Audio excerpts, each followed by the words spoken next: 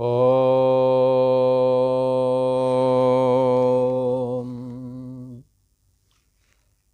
श्री योग वासिष्ठ के उपसम प्रकरण में श्री वशिष्ठ जी महाराज बोले, हे राम जी, इस जगत को ऐसे विचारो कि न मैं हूँ और न ही यह जगत है।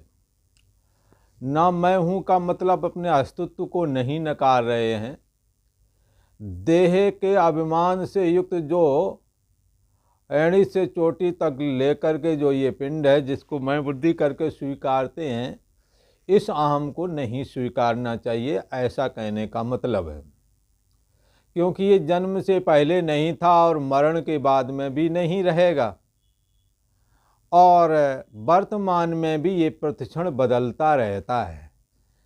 इसलिए श्री वशिष्ठ जी महाराज कहते हैं, ये तुम्हारी मैं कैसे हो सकती है? जन्म से पहले ये नहीं था जिसको मैं करके स्वीकारते हैं, और मरण के बाद में भी नहीं रहता, वर्तमान काल में भी प्रतिक्षण बदलता है। ऐसे इस परिवर्तनशील और नाशवान शरीर से अपनी मैं बुद्धि को हटा करके जो इसमें सदा विद्यमान रहने वाला तत्व है, उसमें अपनी मैं बुद्धि को स्थापित करो। और जो ये जगत है, देह और जगत एक जैसा ही माना गया है, यथा पिंडे तथा ब्रह्मांडे। जगत और देह में कोई अंतर नहीं। जैसे जगत का जन्म, जैसे देह का जन्म हुआ, ऐसे जगत का में भी जो पेड़ पहाड़ आदि, इनका भी एक दिन जन्म ही हुआ है, और ये भी प्रतिक्षण बदल रहे हैं। आज कैसे, कल को कैसे हो जाएंगे। कभी पतझड़ आ जाता है तो कभी नए पत्ते आ जाते हैं। पहाड़ भी गिरने लगते हैं, कहते पुराना हो गया है। तो क्या है ये, जातस्य ही ध्रुव मृत्यु ध्रुवम जन्म मृतस्य चा तस्मात् अपरिहार्थे न तुम सोचितम अर्हसि। जिसका जन्म हुआ है उसका मरण होता है, जिसका मरण हो गया उसका जन्म होता है। क्योंकि जीव का अंत नहीं आता, जीव शाश्वत माना गया है। जीव का जब अंत होता है तो तत्व ज्ञान के द्वारा ब्रह्म रूप हो जाता है, क्योंकि ब्रह्म से ही ये फुरित हुआ है। जैसे तुम्हारे मुख का प्रतिबिंब दर्पण में प्रतिफलित होता है, ऐसे ही ब्रह्म तत्व में मन रूप, ब्रह्म तत्व का प्रतिबिंब मन रूपी दर्पण पर प्रतिफलित होता है, जिससे कि मैं हूँ, अहम अस्मि करके ऐसा एहसास होता है। और ये एहसास आगे देह है, इसलिए देह में मैं करके होने लगता है, जबकि ये एहसास तो शुद्ध चेतन का था, जो शुद्ध ज्ञान स्वरूप शाश्वत है। मन से जुड़ करके परछिन्न व्यक्तित्वपना आया, और देह से जुड़ करके जन्म और मरण आया। अस्थि वृद्धि विपरिणाम अपक्षय और मृत्यु आया। जन्म हुआ तो अस्थि फिर दिखने लगा, जो पहले नहीं दिखता था शरीर। फिर वृद्धि, बचपना आया,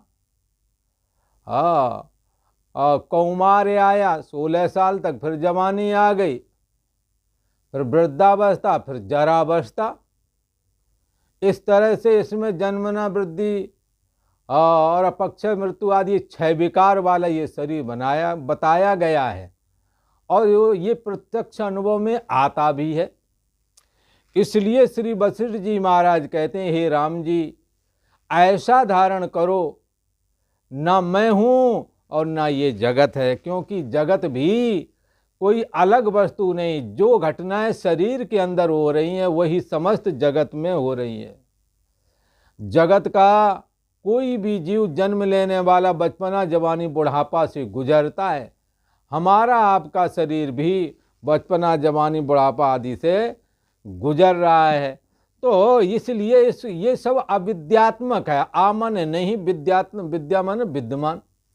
ये अविद्यमान ही विद्यमान की तरह दिखता है। जैसे स्वप्ने का जगत विद्यमान नहीं है नहीं, पर दिखता है। यदि होता तो जागने पर उस स्वप्न वाले जगत का कुछ तो दिखता, पर कुछ नामो निशान भी नहीं दिखता। इसलिए ऐसे चिंतन करो, हाँ, और सबका त्याग कर दो। न मैं हूं, न ये जगत है, ये सब अविद्यात्मक है, ऐसा चिंतन करके इन सबका त्याग कर दो। तो कहा भाई त्याग करके कहाँ जाएंगे? हाँ, जहाँ जाएंगे वहाँ शरीर मिलेंगे, और जहाँ जाएंगे वहाँ धन पुत्र स्त्री आदि मकान आकाश वायु जल पृथ्वी यही तो मिलेंगे। तो इसका त्याग कैसे होवेगा? ऐसा कहने पर कहते हैं आसक्ति रहतता और असंगता को धारण करो। हर जगह आसक्ति से रहित अपने को बनाओ और सभी पद पदार्थों से अपने को असंग कर लो।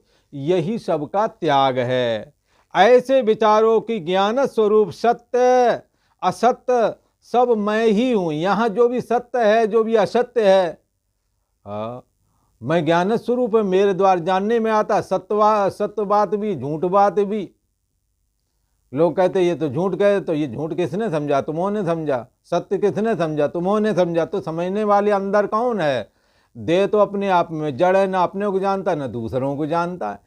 जानने वाली तो चैतन्य शक्ति अंदर है। ये ज्ञान स्वरूप आत्मा का ही प्रतिबिंब है, जो जीव भाव के रूप में अहम अस्मि करके अपने आप को कहता है। इसलिए ऐसे विचारो कि ज्ञान स्वरूप सत्य असत्य जो भी है ये सब मैं ही हूं। जैसे स्वप्ने के जगत में जो सत्य था वो भी तुम ही थे, और जो असत्य था वो भी तुम ही थे। तुम्हारा स्वरूप सर्व प्रकाशक है। कैसा है? सर्व प्रकाशक। सबकर परम प्रकाशक जोई, राम अनाद अवधपत सोई। सबका परम प्रकाशक। सबका किसी का परम प्रकाशक का क्या अर्थ लेवेंगे? अरे भाई ये सारा जगत इंद्रियों से दिखता है, अर्थात इंद्रियों से प्रकाशित है। बोले कैसे? नेत्र के द्वारा रूप प्रकाशित है। जो भी रूप है वो नेत्र के द्वारा देखते हो। शब्द कान के द्वारा प्रकाशित है। जो भी शब्द सुनते हो कान के द्वारा। और रसना के द्वारा रस प्रकाशित हो रहा है। घ्राण के द्वारा गंध प्रकाशित हो रहा है। और त्वक इंद्री के द्वारा, त्वचा के द्वारा स्पर्श प्रकाशित हो रहा है। और ये श्रोतम चक्षु स्पर्शनम चा रसनम ग्रहण में चा, ये पांचों ज्ञान इंद्रियां किसके द्वारा प्रकाशित हो रही हैं? तो कहेंगे मन एवं। ये पंच ज्ञानेन्द्रियां मनसा सह, मन के द्वारा प्रकाशित हैं, मन के साथ हैं, मन से प्रकट होती हैं, मन में लीन हो जाती हैं। पर को देवा यो मनः साक्षी, वो कौन सा देव है जो मन को भी जानता है?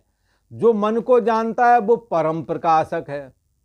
तो सबकर परम प्रकाशक जोई, राम अबा अनादि अवधपत सोई।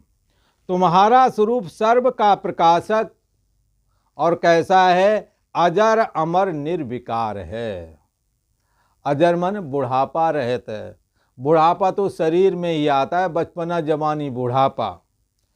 अमरता, अमरता शुद्ध चैतन्य आत्मा में ही है। इसने ना मालूम कितने शरीर धारण करे, कितने शरीरों में अहम बुद्धि करी, लेकिन सबको जानने हारा ये कभी बदला नहीं है।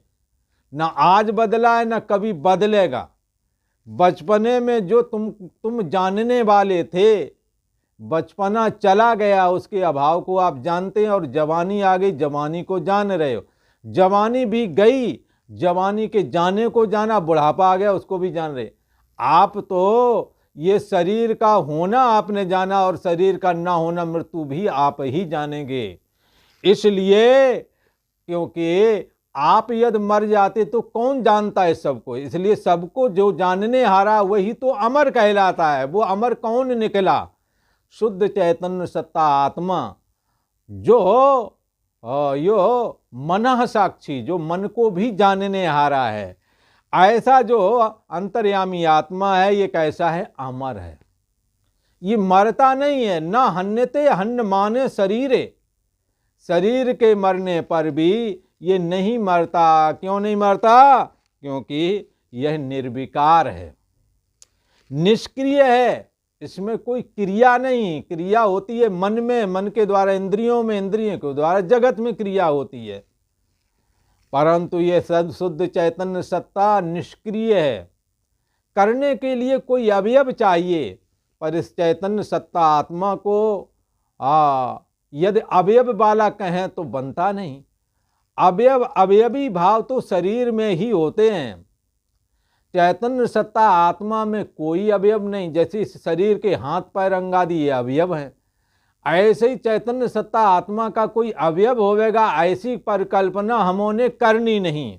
क्योंकि यह शुद्ध ज्ञान स्वरूप है, जानना पना मात्र जो अंदर में विद्यमान है स आत्मा स विज्ञेया।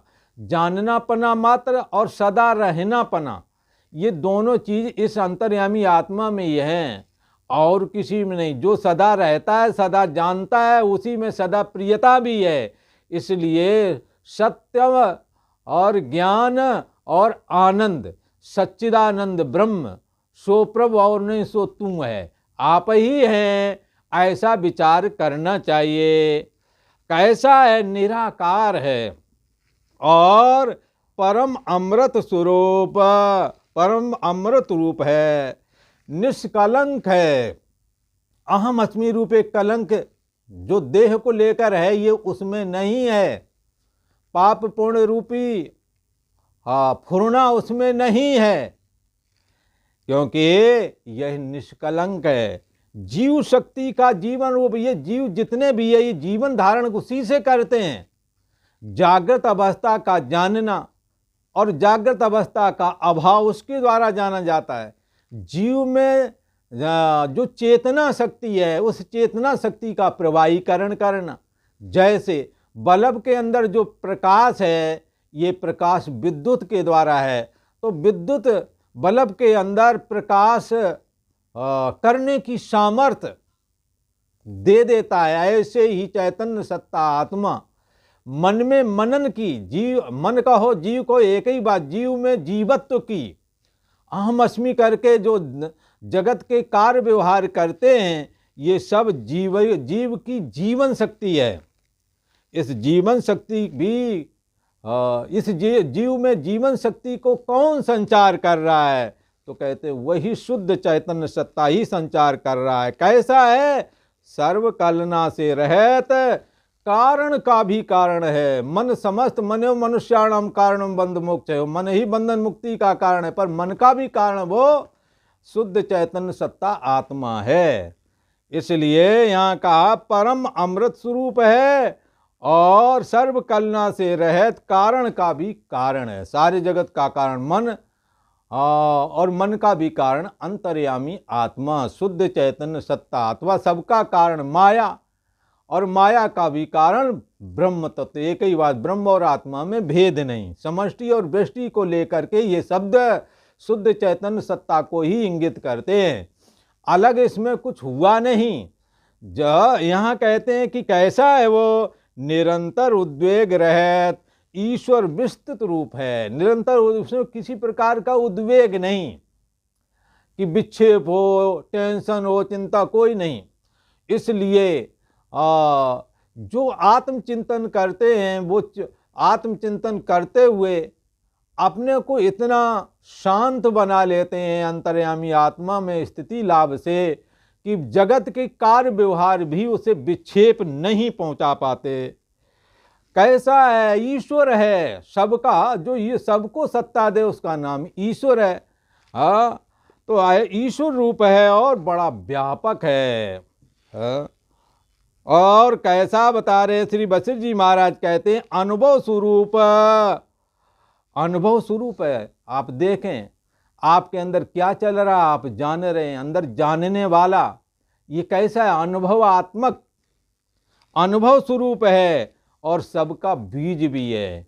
इसी से अहम फुरता है, अहम से मन और मन से इंद्रियां, इंद्रियों से जगत फुरता है। और सबका अपना आप आत्मपद, सबका अपना आप। ये ऐसा नहीं कोई दूसरी कहीं की किसी की चर्चा कर रहे हो। ये सबके अंदर अपना आप करके स्वयं का अपनी मैं है, ये अपना आप है, आत्म पद उचित स्वरूप, ये जो ब्रह्म है। हाँ, ये कैसा है? मैं और मेरा भाव इसमें नहीं है। ये मैं और मेरा भाव तो देह और अहम को लेकर के फुरता है। इससे अहम और इदम कलना का त्याग कर दो राम जी। ना अहम है और ना ये इदम है। इस कलना का त्याग करके अपने हृदय में यह निश्चय धारण करो, क्या? कि मैं आत्मा हूं, मैं ब्रह्म हूं, और यथा प्राप्त क्रिया को करो। तुम तो अहंकार से रहित शांत ब्रह्म स्वरूप हो, ब्रह्म ही हो, ऐसा कहा। इति श्री योग वशिष्ठ उपसंप्रकरण तृष्णा उपदेशो नाम सप्तदशा सर्गा। आज इतना ही।